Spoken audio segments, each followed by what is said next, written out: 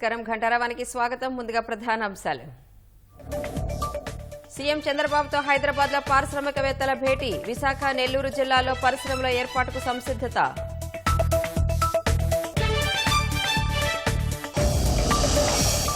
Telangana CM Revanth రెడ్డితో సినీ ప్రముఖుల సమావేశం. తెలుగు చిత్ర పరిశ్రమను అంతర్జాతీయ స్థాయికి తీసుకువెళ్లాలని ఆకాంక్ష.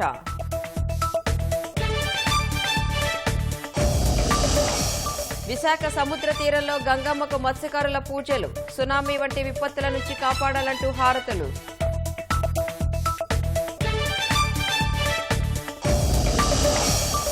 అల్పపీడన ప్రభావంతో రాష్ట్రంలో వర్షాలు. పంట నష్టపోయామని బాపట్ల జిల్లా అన్నదాతల ఆవేదన.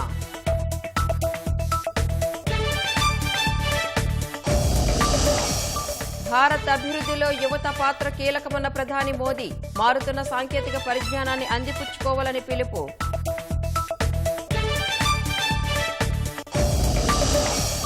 ఇండియా కూటమిలో కాంగ్రెస్ పై పెరుగుతున్న అసమ్మతి. ఆ పార్టీని బయటికి పంపేలా భాగస్వాములతో చర్చిస్తామన్న ఆప్.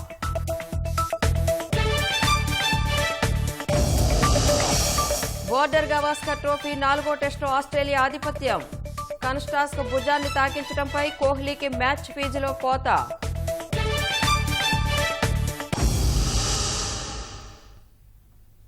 కూటమి ప్రభుత్వం ఏర్పడ్డాక రాష్ట్రంలో పెట్టుబడులు పెట్టేందుకు పారిశ్రామికవేత్తలు పెద్ద ఎత్తున ముందుకొస్తున్నారు. హైదరాబాద్లో ముఖ్యమంత్రి చంద్రబాబును కలిసిన పలువురు పారిశ్రామికవేత్తలు విశాఖ, నెల్లూరు జిల్లాలో పరిశ్రమల ఏర్పాటుకు సంసిద్ధత వ్యక్తం చేశారు. సర్వేపల్లి ఎమ్మెల్యే సోమిరెడ్డి చంద్రమోహన్ రెడ్డి ఆధ్వర్యంలో Meditab group chairman Mitesh Patel, FC group chairman FC Patel, Molecure catalyst company CEO Venkata Balagani, director Bharat Lakshmi సీఎంను కలిశారు. తమ కంపెనీల కార్యకలాపాలు, పరిశ్రమల ఏర్పాటుతో లభించే ఉపాధి వివరాలను సీఎంకు వివరించారు.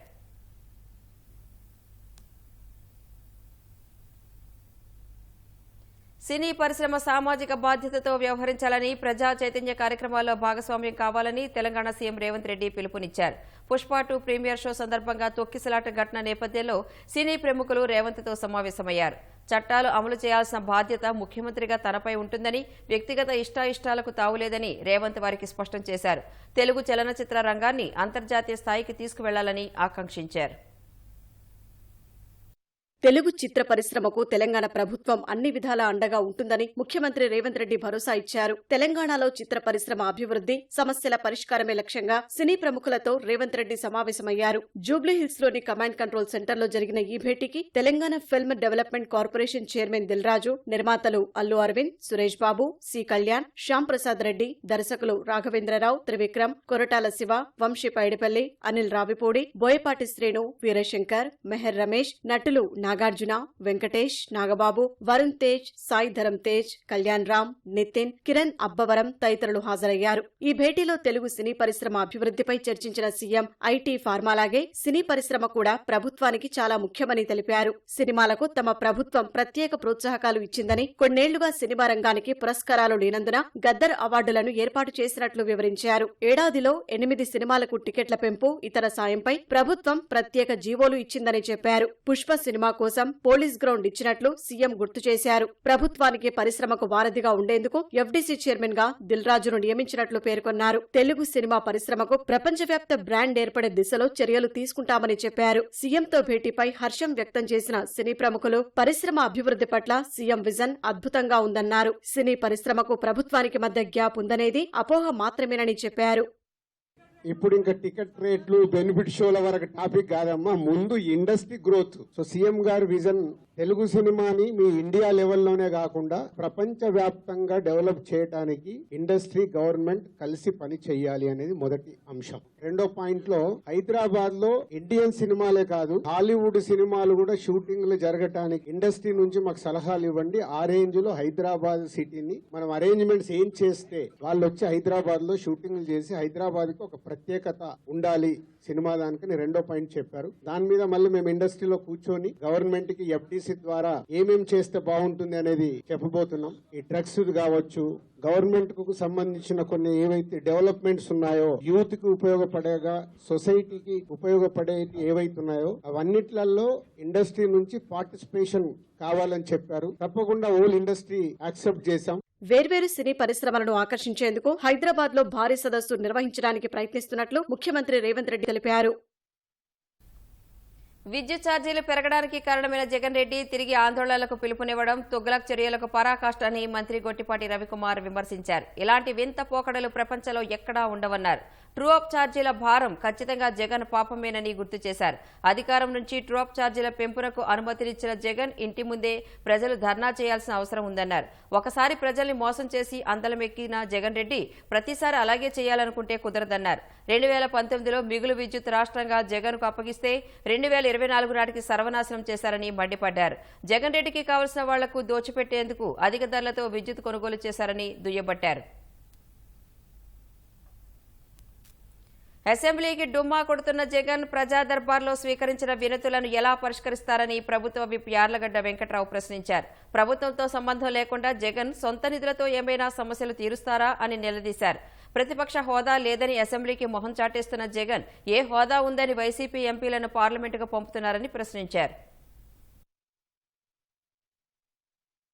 అసెంబ్లీ ఉండేందుకు ప్రజావేదిక ప్రజా సమస్యను పరిష్కరిస్తాకున్న వేదిక ఒకే ఒకటి అసెంబ్లీ. మనకు అసెంబ్లీకి గెలిచిన వైఎస్ఆర్ కాంగ్రెస్ పార్టీ శాసనసభ్యులు రాకుండా జగన్మోహన్ రెడ్డి గారు కూడా నిన్న ప్రజా దర్బార్ నిర్వహిస్తున్నాడు. ఇవాళే అనుకుంటా పులివెందులు. ఆ ప్రజా దర్బార్లో వచ్చిన అర్జీలను ఏం చేస్తారనేది నేను ఆసక్తిగా చూస్తున్నా. అంటే సొంత నిధులతో పులివెందుల్లో ఉన్న రోడ్లు డెవలప్మెంట్, కమ్యూనిటీ హాల్స్ కానీ ప్రజా సమస్య అన్నింటినీ పరిష్కరిస్తారా, లేదా రాష్ట్ర ప్రభుత్వం ద్వారా పనిచేపిద్దాం అనుకుంటే అసెంబ్లీ గడిని పంపుతారు. ఆయన అసెంబ్లీకి రావట్లా, మైక్ ఇవ్వట్లేదని అసత్య ఆరోపణలు చేయడం. అసలు రాకుండా ప్రమాణ స్వీకారం అనేది మైక్ ఇచ్చారు, ప్రమాణ స్వీకారం చేశారు, బయటికి వెళ్ళిపోయారు. మళ్ళీ వాళ్ళు రాకుండా మైక్ ఇస్తారో ఎవరో అంటే ఫోబియా టైప్లో వస్తే మైక్ ఎవరో అని వాళ్ళే ఊహించుకుని మానేయటం బాధాకరం. ప్రజాస్వామ్యం మీద దాడి ఇది. అలాగే ఓటేసిన ప్రజల మీద దాడి, అలాగే ప్రజాస్వామ్యాన్ని అపహరించడం, శాసనసభను అవమానించడం ఆంధ్రప్రదేశ్ రాష్ట్ర రాజకీయాల్లో ఎప్పుడైనా ఉందా ఇలాంటిది? శాసన మండలికి ఎందుకు వెళ్తున్నారు ప్రజలకు సమాధానం చెప్పాల్సిన అవసరం ఉంది. రాజ్యసభ సభ్యులు ఎందుకు వెళ్తున్నారు? విజయసాయి రెడ్డి గారు వీళ్ళందరూ ఎందుకు వెళ్తున్నారు రాజ్యసభకి? అలాగే లోక్సభలో వీళ్ళు గెలిచిన 4 ఎంపీలు వీళ్ళు ఎందుకు వెళ్తున్నారు లోక్సభకి? వీళ్ళ ప్రధాన ప్రతిపక్ష హోదా ఉందా లోక్సభలో కానీ రాజ్యసభలో కానీ? ఇవన్నీ దుర్మార్గంగా భావిస్తున్నా ప్రజలు అన్ని గమనిస్తారు. చంద్రబాబు నాయుడు గారు ప్రతిపక్ష హోదా తీసేస్తానని చెప్పి ఆ రోజున అన్ని రకాల ప్రయత్నాలు సర్వశక్తులు ఒడ్డి 4 తెలుగుదేశం పార్టీ శాసనసభ్యుల్ని, ఒక జనసేన ఒకే ఒక శాసనసభ్యుడు ఆ రోజు గెలిచి ఉంటే అతన్ని లాక్కున్నప్పుడు ఈ నీతి సూత్రాలు గుర్తులేదు వాళ్ళకి. శాసనసభకు రానప్పుడు తన పార్టీ నుంచి గెలిచిన కొత్తగా ఎన్నికైన ఎమ్మెల్యేలు కూడా తీవ్ర మదనపడే పరిస్థితి. అసలు మనం అసెంబ్లీకి వెళ్తామా, అసెంబ్లీ చూడకుండానే 5 ఏళ్ళ పదవి కాలం అయిపోతుందని ముందు వాళ్ళ మనోభావాలు తెలుసుకోవాల్సిందిగా కోరుతున్నా. పనికిమాలిన వెధవులకు మంత్రులు ఇచ్చి, బూతులు తిట్టేవాళ్ళకి మంత్రులు ఇచ్చి ప్రజల్ని తిరస్కరిస్తే దానికి ప్రజలు నిందిస్తావా అని అడుగుతున్నాను నేను. నాకు ఇన్ని సీట్లు అంటూ ఇస్తేనే నేను అసెంబ్లీకి వెళ్తానని మీరు ఎన్నికలకు ముందే చెప్పి ఉండాల్సింది. వైనాట్ 175 శబ్దం అని కాకుండా నాకు కనీసం ప్రతిపక్ష హోదా కానీ ముఖ్యమంత్రి కానీ ఇస్తేనే ఈ శాసనసభకు వస్తా, లేకపోతే నేను రానని చెప్పాల్సిందే. పులివెందులలో వైసీపీ అధ్యక్షుడు జగన్ క్యాంపు కార్యాలయం వద్ద ఉద్రిక్తత చోటు చేసుకుంది. జగన్ క్యాంపు కార్యాలయంలో నిర్వహించిన ప్రజా దర్బార్ కార్యక్రమానికి వైసీపీ కార్యకర్తలు, స్థానికులు ముందే తరలి వచ్చారు. జగన్ రాగానే అందరూ ఒక్కసారిగా లోపలికి వెళ్లేందుకు యత్నించగా వారిని పోలీసులు అదుపు చేయలేకపోయారు. ఈ క్రమంలో తోపులాట జరిగింది. కార్యాలయ అద్దాలు పగిలిపోయాయి. పరిస్థితిని అదుపు చేసేందుకు పోలీసులు లాఠీచార్జ్ చేసి చెదరగొట్టారు. వినతులు ఇచ్చేందుకు వచ్చిన వారిని వరుసగా పంపించారు. అధికారంలో ఉన్నవాళ్లు పరదాలు, అపరిమిత బందోబస్తు మధ్య తిరిగిన జగన్ సీఎం పదవి కోల్పోయిన తర్వాత ఎక్కువ శాతం తాడేపల్లిలో గానీ, బెంగళూరు ప్యాలెస్లో గానీ గడుపుతున్నారు. ఈ క్రమంలో క్రిస్మస్ వేడుకల్లో పాల్గొనేందుకు నియోజకవర్గానికి వచ్చిన జగన్ను కలిసేందుకు కార్యకర్తలు భారీగా తరలి వచ్చినట్టు కనిపిస్తోంది.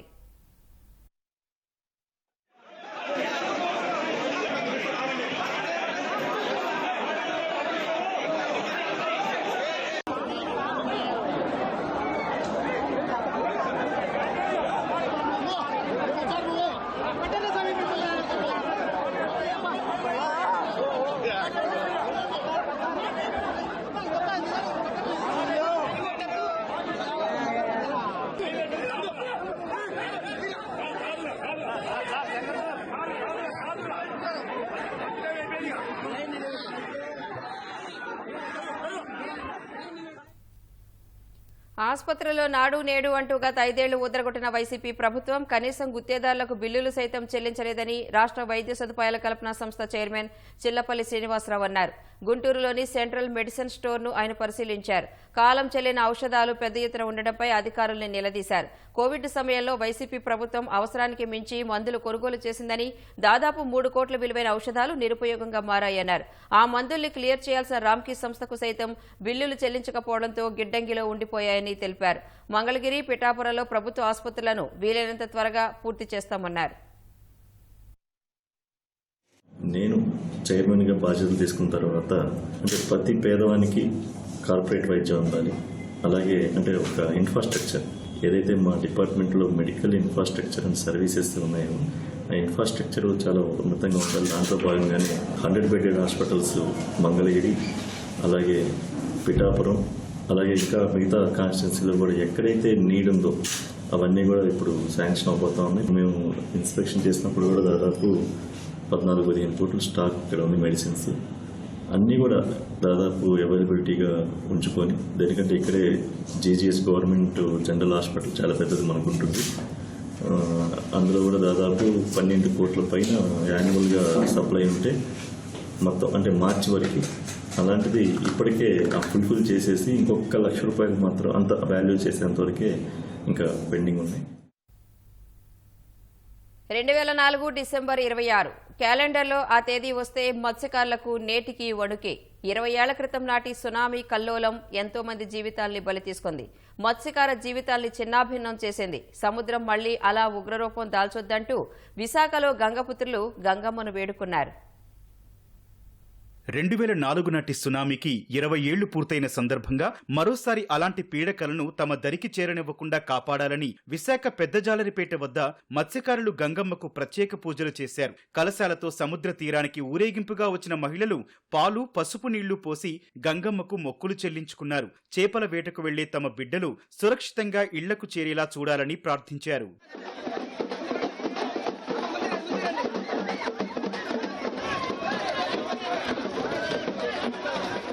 సునామీ 2004 సంవత్సరంలో వచ్చింది. ఒక పేనాన్ని కాని కలకంట ఆ తల్లి కాసి కాపాడింది, ఆ గంగమ్మ తల్లి. ఈనాటికి 20 సంవత్సరాలు మేము నిష్ఠాలతో ప్రతి సంవత్సరము ఆ అమ్మకు పండుగ చేస్తాము. ఆ అమ్మ కడుపులోని బతికిన వాళ్ళు మేము. పిటి అంకసారాల కానించి మా ఆనవాయితీ. ఆ అమ్మకు కలసమొట్టుకొని గంగొడ్డుకు వచ్చి అమ్మకు పూజించి ఆ అమ్మకి దండ పెట్టుకొని మా పిల్లల్ని మా ఇల్లు పోకాలు చల్లు చూడమ్మా, నీ కడుపులోకి నా కొడుకులు, నా మొగుడు, నా అందరూ వస్తారు, ఈ కులమాల్లో వస్తారు, కాచి కాపాడు మా పక్కకు చేర్చమ్మా అని మేము దండ పెట్టుకొని పాలాభిషేకం చేస్తాం, నీలాభిషేకం చేస్తాం. ఆ అమ్మకి కోపం రాకుండా ఆ చూసి ఆ అమ్మ సంపద మాకు ఇస్తే మా పిల్ల తల్లిని పెంచుకుంటాం బాబు. మాకు ఇంకా ఉద్యోగాలు చజ్జాగాలు లేవు. మేము ఇప్పుడు తల్లికి 20 సంవత్సరాల నుంచి పసుపు, కుంకుమ, పాలు అన్నీ మేము పట్టుకొస్తాం. మేము వారం మంగళవారము తల్లికి వచ్చి పూజిస్తాం. తల్లి అందరినీ చల్లగా చూడనేసి వేడుకుంటాం. అందరూ బాగుండాలి, అందరిలో మనం బాగుండాలనేసి ఆ తల్లిని కోరుతాం.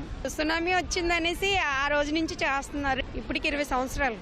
మాకేంటంటే ఆ తల్లినే నమ్ముకోతాం కాబట్టి ప్రతి సంవత్సరం ఆపద రాకూడదని మేము కోరుకుంటున్నాం. సునామీ రావడంతో మేము చాలా భయపడ్డాం. మాకంటూ ప్రాణ నష్టం జరగలేదు కానీ ఆస్తి నష్టం జరిగింది. ఇటువంటివి ఎప్పుడు ఇక మీదట జరగకూడదు తల్లి. సునామీ రోజు మొదలు పెట్టుకుని ఇంక ప్రతి ఏటా నీకు గంగమ్మ తల్లి జాతర చేస్తామని చెప్పేసి మా మత్స్యకార మహిళలు, మా గ్రామ పెద్దల ఒప్పందం మీద మేము ప్రతి ఏటా ఇలా కలశాలు తెచ్చి గంగమ్మ తల్లి పండుగ చేయడం జరుగుతుంది. అప్పటి నుండి ఇప్పటి వరకు అటువంటి సునామీలు, విపత్తులు లాంటి మా గ్రామం పైకి రాలేదు. మా ఊళ్ళు వేటకెళ్ళి చల్లగా బయటకు వచ్చి తల్లి దండం పెట్టుకోండి. పసుపు నీళ్లు, కొబ్బరికాయ, ఆరతి ఇస్తామయ్యమ్మ. సునామీలో భారీగా ఆస్తి నష్టం జరిగిందని మత్స్యకారులు గుర్తు చేసుకున్నారు. సునామీ వచ్చి పోయినప్పటి నుంచి ఏటా ఇలాంటి శాంతి పూజలు చేస్తున్నామని, ఆ చల్లని తల్లి చూపులు తమపై ఉండడం వల్లే మళ్లీ విపత్తు సంభవించలేదన్నారు.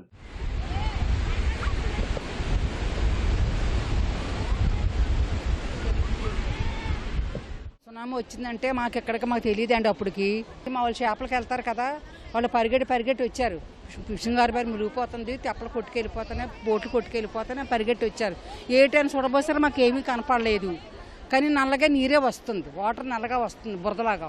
అంతే సునామీ అంటే అందరూ వచ్చారనమాట.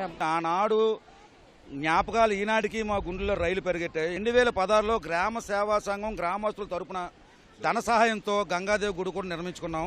ఇలాంటి సునామీలు రాకూడదని ప్రతి సంవత్సరం ప్రతి ఇంట్లో ఉండే ఒక మహిళ ఆమె సొంత నిధులతోటి కలచంతో పాలాభిషేకం తీసుకొచ్చి అమ్మవారికి ప్రత్యేకంగా పూజలు చేయడం, అలాగే మా గ్రామంలో ఉన్న గ్రామ పెద్దలు కమిటీల ఆధ్వర్యంలో గ్రామ సదునుపేట దగ్గర నుండి అమ్మవారికి పూజా కార్యక్రమం చేసుకుంటూ ప్రతి సంవత్సరం చేయడం ఆనవాయితీ.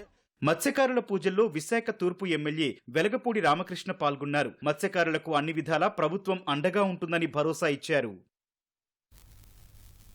అమరావతి రాజధానిలో వైసీపీ సర్కార్ పాడుబెట్టిన పనులను తిరిగి పట్టాలెక్కించడం కూటమి ప్రభుత్వానికి భారంగా మారింది. శాశ్వత పరిపాలనా భవనాల కోసం తవ్విన పునాదుల్లో నిలిచిన నీటిని వెళ్లగొట్టడానికి దాదాపు 45 రోజులు పట్టే అవకాశం ఉంది.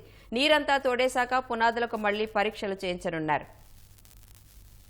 అమరావతి నిర్మాణ పనుల్ని పునః ప్రారంభించేందుకు సిఆర్డీఏ వడివడిగా అడుగులు వేస్తోంది. వైసీపీ ప్రభుత్వం ఆపేసిన పనులు పట్టాలెక్కించేందుకు వీలుగా ఇప్పటికే రాజధాని ప్రాంతంలో కంప చెట్లు తొలగించారు. ఇప్పుడు శాశ్వత పరిపాలనా భవనం కోసం తీసిన భారీ పునాదుల్లో నీటిని తోడేస్తున్నారు. 2019కి ముందు శాశ్వత సచివాలయ టవర్లు, హైకోర్టు నిర్మాణాలకు భారీ పునాదులు తీశారు. భారీ నిర్మాణాల కోసం సుమారు 30 అడుగుల మేర పునాదులు తవ్వారు. గత 5 ఏళ్లు వైసీపీ ప్రభుత్వం అమరావతిని నిర్లక్ష్యం చేయడంతో ఆ పునాదుల్లో నీరు చేరి చెరువులను తలపిస్తున్నాయి. దాదాపు పావు టీఎంసీ నీళ్లు నిల్వ ఉండొచ్చని అధికారులు అంచనా వేస్తున్నారు. ఇప్పుడు ఆ నీటిని మోటార్లతో తోడుతున్నారు.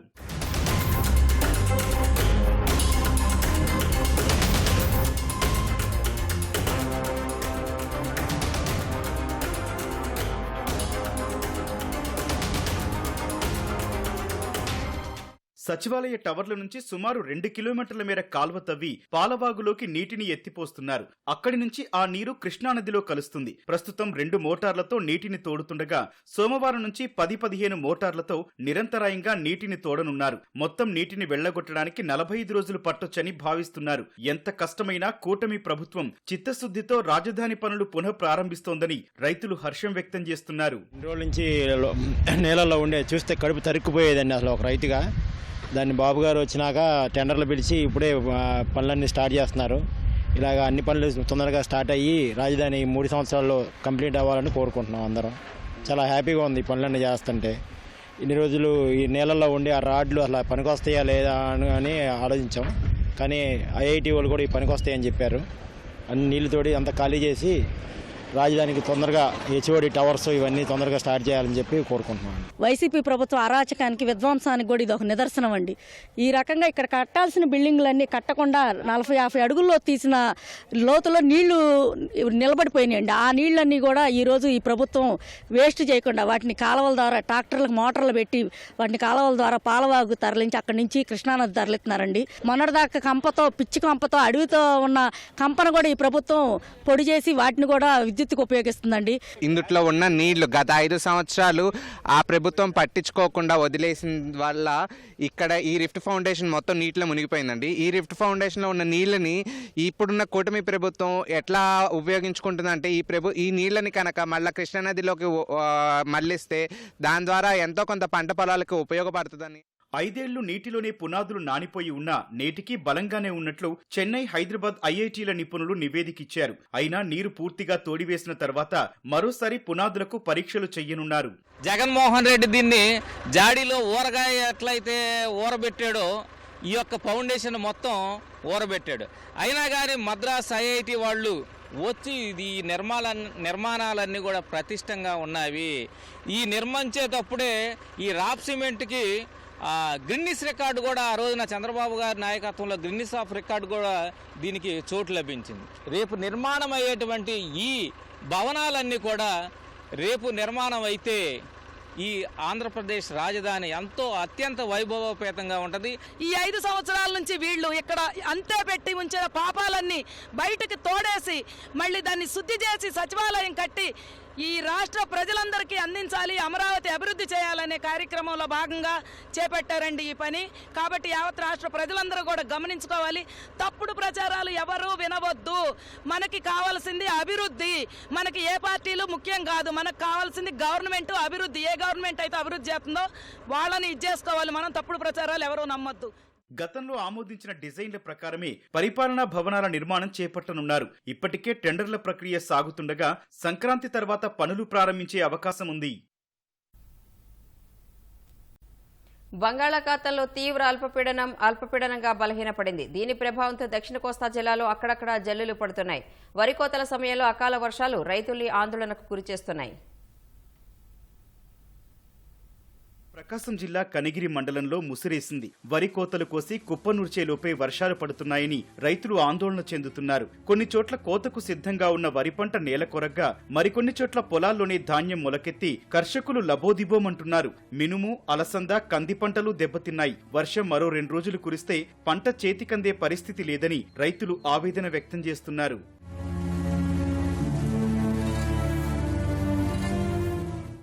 వర్షానికి ముందుగా కోసి పెట్టామండి. ఈ వర్షం 3 రోజుల నుంచి మోస్తారు వర్షం కురుస్తూ ఉంది. వదిలిపెడుతున్నామండి. 3 రోజుల నుంచి కూడా నానిపోతూ ఉన్నాయి. ఇప్పుడు ఈ వర్షం ఇంతటితో పోతే కొంచెం రంగు మారి కొంతైనా ఉపయోగపడుతుంది. ఇంకా వర్షం పడితే మాత్రం పూర్తిగా మొలకెత్తి అసలు పనికిరాని పరిస్థితి ఏర్పడుతుంది. కాబట్టి దయవుంచి గవర్నమెంట్ వారు స్పందించాల్సిందే కోరుతున్నాం. 6 నాళ్ళు కోసినాము, వరి కోసినాము, మొలకలెత్తున్నాయి. ఇప్పుడు మొన్న మా ఒడ్లు రంగు మారినాయి బాగానే. పాయ బీపీటీ కాబట్టి పాయ వస్తాయి. అంటే మాకు ఎకరానికి వచ్చేసి 30-40 వేలు పెట్టుబడి పెట్టినాము. అదంతా లాసే. ఇప్పుడు గొడ్ల మేత కూడా పనికిరాదు. ఇది గవర్నమెంట్ వారు దీన్ని ఏదైనా చేయాలని మేము కోరుకుంటున్నాం. నేను ఎకరా 70 చెట్లు వరి వేసా. వర్షానికి ముందే కోసాం. ఇప్పుడు వర్షం పడుతుంది. వర్షం క్లియర్ కట్గా ఉంది కదా, క్లియర్ కట్గా ఉందని కోసాము. 5 రోజుల నుంచి వర్షం కోసిన కాడి నుంచి వర్షం పడుతూనే ఉంది. దానికి మొలకలు ఎత్తినాయి. ఆగిపోతే సుఖమే సుఖం వస్తుంది. మళ్ళీ కొనసాగితే అసలు పూర్తిగా 80% పూర్తిగా పోయినట్టే. బాపట్ల జిల్లా అద్దంకి మండలంలోనూ అకాల వర్షం రైతును దెబ్బకొట్టింది. ధాన్యం తడవకుండా రైతులు టార్పలిన్ పట్టాలు కప్పి కాపాడుకుంటున్నారు. తేమ శాతం విషయంలో ప్రభుత్వం ఉదారంగా వ్యవహరించాలని రైతులు కోరుతున్నారు. అకాల్ప వర్షాల వల్ల వరి ధాన్యం కోసి కళ్ళాల మీద పోసుకొని ఆరదిప్పుకుంటా గవర్నమెంట్ సరైన సమయంలో రైతుల దగ్గర కొనుగోలు చేయక రైతులు కప్పుకునే వాన పట్టలు లేక ఎన్నో రకాలుగా ఇబ్బందులు పడుతున్నారు. దీని గురించి గవర్నమెంట్ కానీ ఇటు అధికారులు కానీ స్పందించి రైతులకి ఏది న్యాయం చేయాలని తప్పనిసరిగా కోరుతున్నారు. మరోవైపు బంగాళాఖాతంలో తీవ్ర అల్పపీడనంగా బలహీనపడింది. దీని ప్రభావంతో నెల్లూరు జిల్లా పరిసర ప్రాంతాల్లో వర్షాలు కురిసే అవకాశం ఉందని వాతావరణ శాఖ హెచ్చరించింది. కోస్తా తీరం వెంట బలమైన ఈదురుగాలులు వీస్తున్నాయని అధికారులు తెలిపారు. రాష్ట్రంలోని పోర్టుల్లో 3వ ప్రమాద హెచ్చరిక కొనసాగిస్తున్నారు. మత్స్యకారులు వేటకు వెళ్లొద్దని అధికారులు హెచ్చరించారు. విశాఖ డైరీ చైర్మన్ అడారి ఆనందను బీజేపీలో చేర్చుకోవడాన్ని తెలుగుదేశం రాష్ట్ర ప్రధాన కార్యదర్శి చింతకాయల విజయ్ తప్పుపట్టారు. 2024 ఎన్నికల్లో కూటమి ఎమ్మెల్యే అభ్యర్థిని ఓడించేందుకు పనిచేసిన నర్సీపట్నం వైసీపీ నేతలను బీజేపీలో చేర్చుకోవడం మంచిది కాదన్నారు. కనీసం స్థానిక ఎమ్మెల్యేకు తెలియకుండా బీజేపీ రాష్ట్ర అధ్యక్షురాలు పురంధేశ్వరి వైసీపీ నేతలకు కండువాలు కప్పి పార్టీలోకి ఆహ్వానించడం సరికాదన్నారు. పురంధేశ్వరి వ్యతిరేకులను తాము చేర్చుకుంటే ఎలా ఉంటుందని ప్రశ్నించారు. ఇది మంచి సంప్రదాయం కాదని, కూటమిగా ఉన్నప్పుడు సమన్వయం, గౌరవం ముఖ్యమని చింతకాయల విజయ్ పేర్కొన్నారు.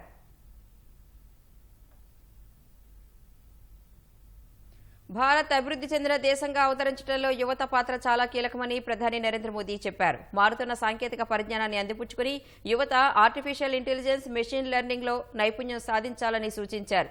వీర్ బల్ దివస్ సందర్భంగా ఢిల్లీలో నిర్వహించిన కార్యక్రమంలో పాల్గొన్న ప్రధాని మోదీ మారుతున్న పరిస్థితులకు అనుగుణంగా విద్యా విధానంలోనూ మార్పులు తీసుకొస్తున్నట్లు వివరించారు. యువతను కేంద్రంగా చేసుకుని అనేక పథకాలను తీసుకొచ్చినట్లు ప్రధాని మోదీ వివరించారు. ఈ సందర్భంగా ప్రధానమంత్రి రాష్ట్రీయ బల్ పురస్కార్ గ్రహీతలతో మోదీ ముచ్చటించారు. 14 రాష్ట్రాలు, కేంద్రపాలిత ప్రాంతాలకు చెందిన 17 మంది విద్యార్థులు వివిధ రంగాల్లో కనబరిచిన అసమాన ప్రతిభకు గాను ఈ పురస్కారాలను రాష్ట్రపతి చేతుల మీదుగా అందుకున్నారు. ఈ సందర్భంగా విద్యార్థులు నిర్వహించిన సాంస్కృతిక కార్యక్రమాలను ప్రధాని మోదీ ఆసక్తిగా తిలకించారు.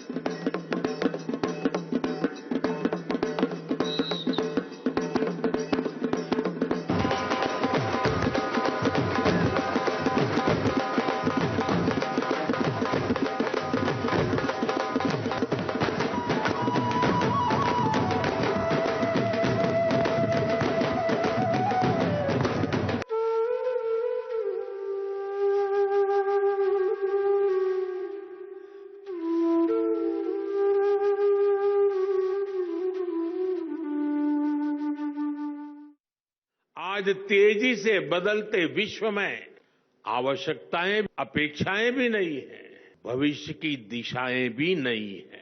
ये युग अब मशीनों से आगे बढ़कर मशीन लर्निंग की दिशा में बढ़ चुका है। सामान्य सॉफ्टवेयर की जगह एआई का उपयोग बढ़ रहा है। हम हर फील्ड में नए चेंजेस और नए चैलेंजेस को महसूस कर सकते हैं। इसलिए हमें हमारे युवाओं को फ्यूचरिस्टिक बनाना होगा। हम नई राष्ट्रीय शिक्षा नीति, नेशनल एजुकेशन पॉलिसी लाए। हमने शिक्षा को आधुनिक कलेवर में ढाला, उसे खुला आसमान बनाया। ఇండియా కూటమిలో కాంగ్రెస్ పై వ్యతిరేకత పెరుగుతున్న నేపథ్యంలో తాజాగా ఆ జాబితాలో ఆమ్ ఆద్మీ పార్టీ చేరింది. కాంగ్రెస్ ను కూటమి నుంచి బయటకు పంపేలా ఇతర భాగస్వామ్య పక్షాలతో చర్చిస్తామని ఆప్ నేత సంజయ్ సింగ్ స్పష్టం చేశారు. ఢిల్లీ అసెంబ్లీ ఎన్నికల్లో బీజేపీకి లబ్ధి చేకూరేలా కాంగ్రెస్ వ్యవహరిస్తోందని ఆరోపించారు. ఉనికిలో లేని సంజీవని యోజన, మహిళా సమ్మాన్ యోజన పథకాలతో ప్రజలను కేజ్రీవాల్ తప్పుదోవ పట్టిస్తున్నారని ఢిల్లీ కాంగ్రెస్ నేత అజయ్ మాకెన్ చేసిన వ్యాఖ్యలను ఖండిస్తున్నట్లు తెలిపారు. కాగా ఓట్ల కోసం తప్పుడు ప్రచారం చేస్తూ ప్రజల వ్యక్తిగత వివరాలు సేకరిస్తోందంటూ ఆప్ పై ఇప్పటికే యూత్ కాంగ్రెస్ ఫిర్యాదు కూడా చేసింది. ఈ నేపథ్యంలో ఇండియా కూటమిలో కాంగ్రెస్ ఉనికిని ప్రశ్నిస్తోంది. ఇప్పటికే ఎస్పీ, ఠాక్రే, శివసేన, శరద్ పవార్, ఎన్సీపీ వంటి కొన్ని భాగస్వామ్య పార్టీలు ఇండియా కూటమికి కాంగ్రెస్ కు బదులుగా మమతా బెనర్జీ సారథ్యం వహిస్తే బాగుంటుందని అభిప్రాయం వ్యక్తం చేశాయి.